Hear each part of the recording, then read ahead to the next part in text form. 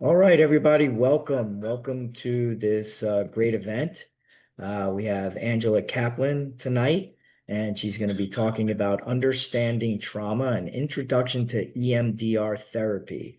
Just to lay out the ground rules for this meeting, Angela is going to go through her presentation, and then we're going to open it up for question and answers. So it's not an interactive meeting. So if you do see something on a slide that you have a question for, please put it in the chat because I'll be presenting those questions once we open it up for question and answers to Angela. And we'll try to get to as many questions as we can. And so with that being said, Angela, good luck. I'm turning it over to you. Good evening, everybody. Thank you for joining tonight. I'm very excited to discuss this topic. I'm a EMDR certified therapist, and this is something that is very passionate about this. I'd like to share with all of you. So, wanted to start off with a statistic. According to the World Health Organization 2022, over 70% of individuals globally encounter a traumatic event. However, those who are already dealing with poverty, racism, gender-based violence, displacement, or historical oppression tend to experience heightened trauma and encounter increased obstacles to receiving care. These are the topics that we're going to be covering tonight. We're going to be understanding trauma, just a basic overview of what trauma is, the types of traumatic experiences, impact of trauma on the mind, body, and spirit, common symptoms of trauma, traditional approaches to trauma history, an introduction to EMDR, integrating EMDR with other therapies. And then we'll have a question and answer at the end. So the definition of trauma. Trauma is defined as individual trauma resulting from an event, sequence of events, or combination of circumstances perceived by an individual as physically or emotionally damaging or life-threatening, leading to long-lasting negative consequences on the person's functioning and overall mental, physical, social, emotional, and spiritual health. So the main takeaway of this is that trauma extends to not only the event itself, but to the effects that these events have on the individual.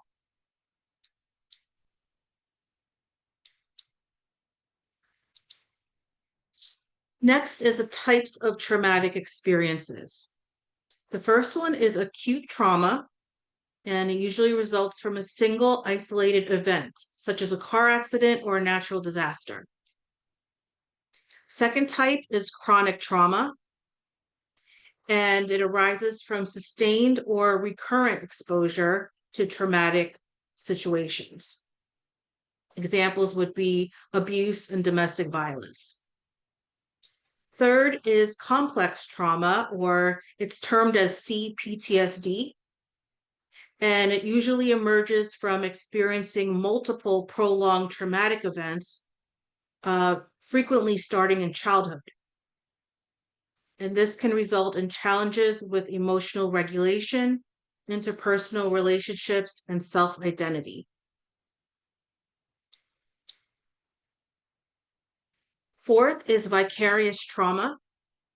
And this happens when an individual encounters the trauma experienced by others, frequently as part of their professional responsibilities, such as therapists and first responders. The fifth type is historical or transgenerational trauma. And this refers to shared emotional and psychological wounds that endure across generations as a result of major collective traumas, such as slavery and genocide.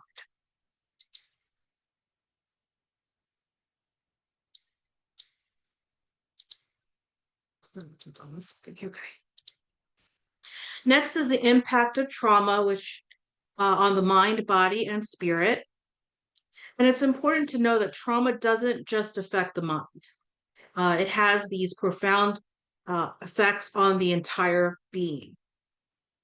Trauma can disrupt the nervous system, impacting physical health, emotional regulation, and cognitive functioning. The brain's response to trauma.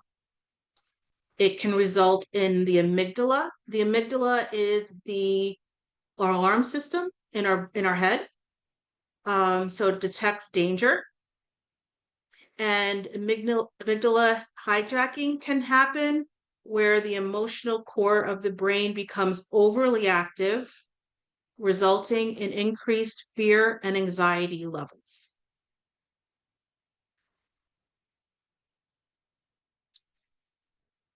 The next system that is affected is the hippocampal impairment. And this region is crucial for memory consolidation,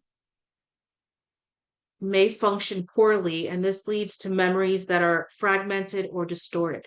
The hippocampal or the hippocampus is involved with memory, storing memory.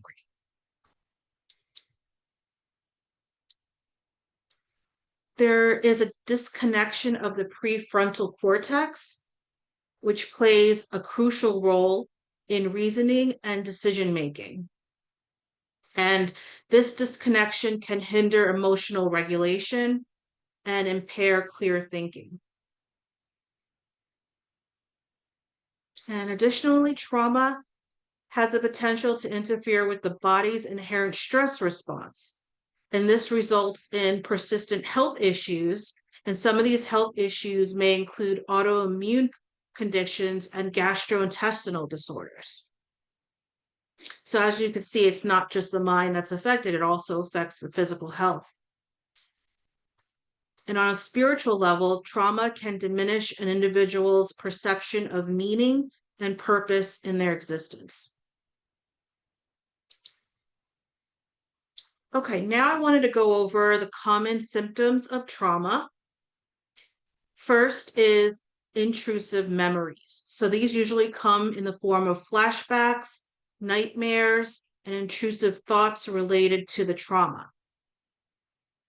There's avoidance. People that have had trauma tend to avoid places, people, or activities that trigger the memories of the trauma. There's a lot of negative thoughts and feelings, and this persistent negative beliefs about oneself, others, or the world. Feelings of guilt, shame, anger, or hopelessness.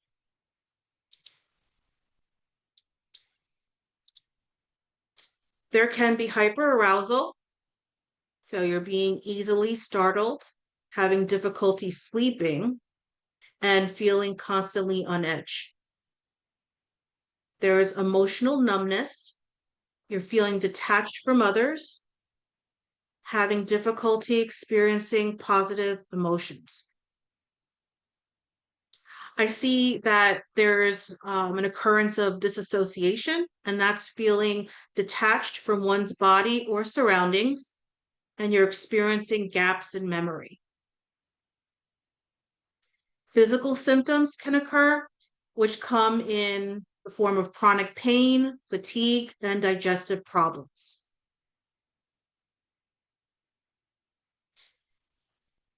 Relationship difficulties. This affects having problems with trust, intimacy, and communication. Next, I want to talk about traditional approaches to trauma therapy. Cognitive behavioral therapy is understanding negative thoughts. So CBT helps individuals recognize and understand their negative thoughts and how these thoughts affect their behavior. Behavioral changes. Through CBT, individuals learn to challenge and change unhelpful behaviors linked to their negative thoughts and experiences.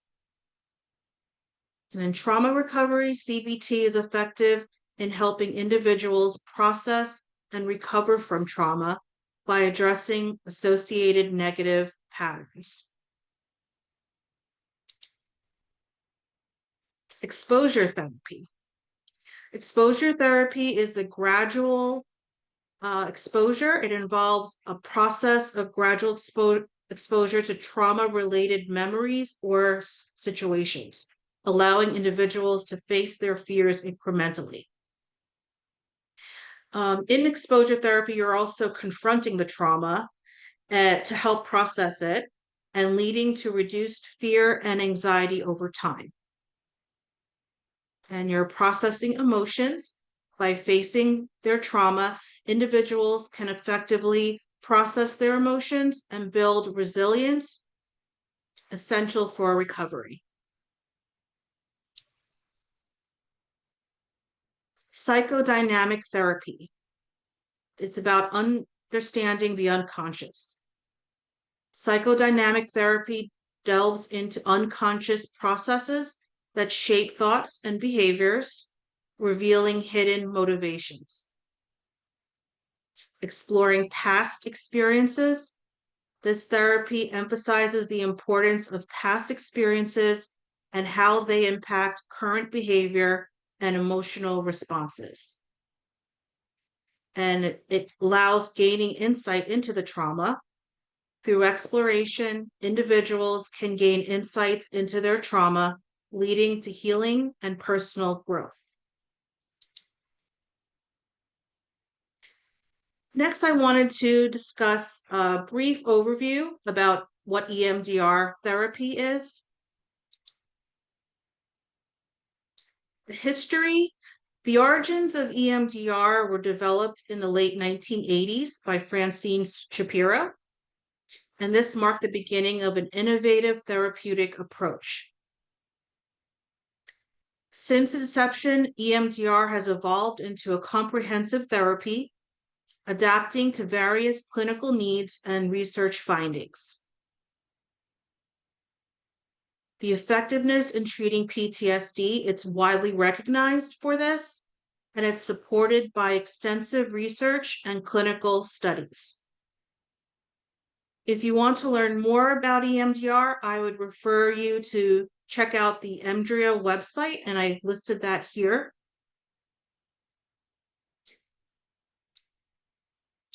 www.emdria.org.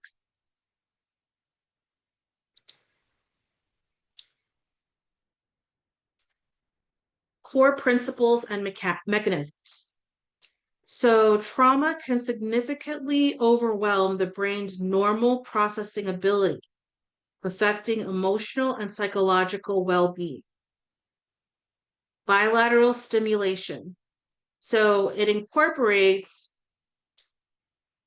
both sides of the brain using guided eye movements to aid in the processing of traumatic memories. Processing traumatic memories. The goal of EMDR is to facilitate the processing of traumatic memories to reduce their emotional charge.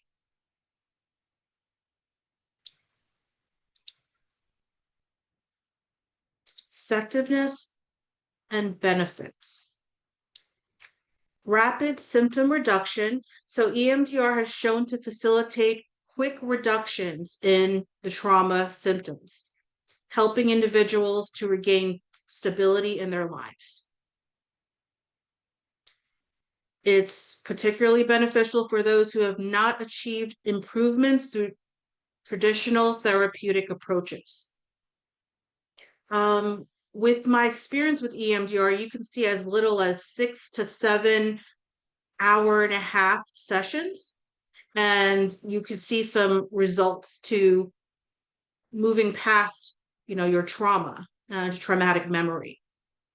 It's very much cited in research that it is very effective.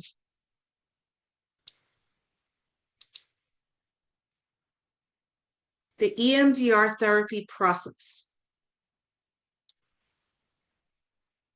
These are the phases of EMDR. We start off with history taking. We're gathering comprehensive information about the client's history and current issues to tailor therapy effectively. Preparation involves informing clients about the EMDR process and establishing a safe environment to promote comfort and trust. Desensitization. In this process, clients are guided to process distressing memories while utilizing the bilateral stimulation, reducing their emotional impact. And then the reevaluation is the final phase, and it involves assessing the progress made and determining if further work is needed or specific memories or issues. These are the ways that we stimulate bilateral stimulation. It's either through guided eye movements. I in particularly use guided eye movements. So I use my fingers and you're to follow back and forth while focusing on a traumatic memory. Tapping is also a technique that is used, and it involves rhythmic tapping on the body to aid in emotional processing and reduce distress during therapy sessions. Or we could use tones. So auditory tones are used to facilitate processing by alternating sounds in each ear, helping clients access traumatic memories. Integrating EMDR with other therapies. What's great about EMDR is that it's a combination of several therapies all in one, and you can use it in conjunction with other therapies as well. You can combine it with CBT, and it provides a holistic treatment method focused on both cognitive and emotional recovery from trauma. Enhanced treatment outcomes. This integration improves treatment outcomes by addressing the multifaceted nature of trauma in patients. Cognitive and emotional focus. The combination targets both cognitive disorders and emotional responses, leading to effective healing processes.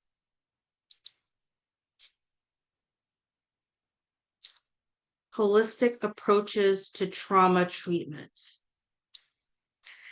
Mindfulness techniques help individuals focus on the present moment, and it helps in reducing anxiety and promoting emotional regulation. Body-centered therapies, such as somatic resourcing, involve physical awareness and movement. It helps to release stored trauma from the body. Complementing EMDR, integrating holistic approaches with EMDR provides a comprehensive treatment plan addressing both the mind and the body.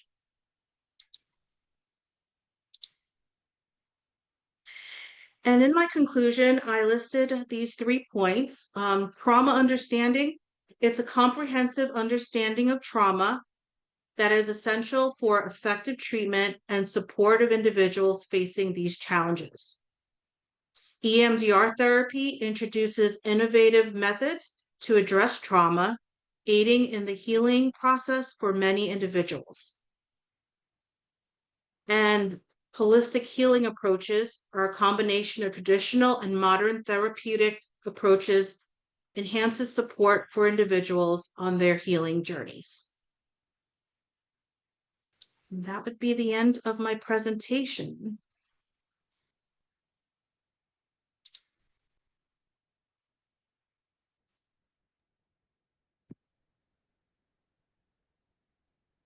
All right, Angela.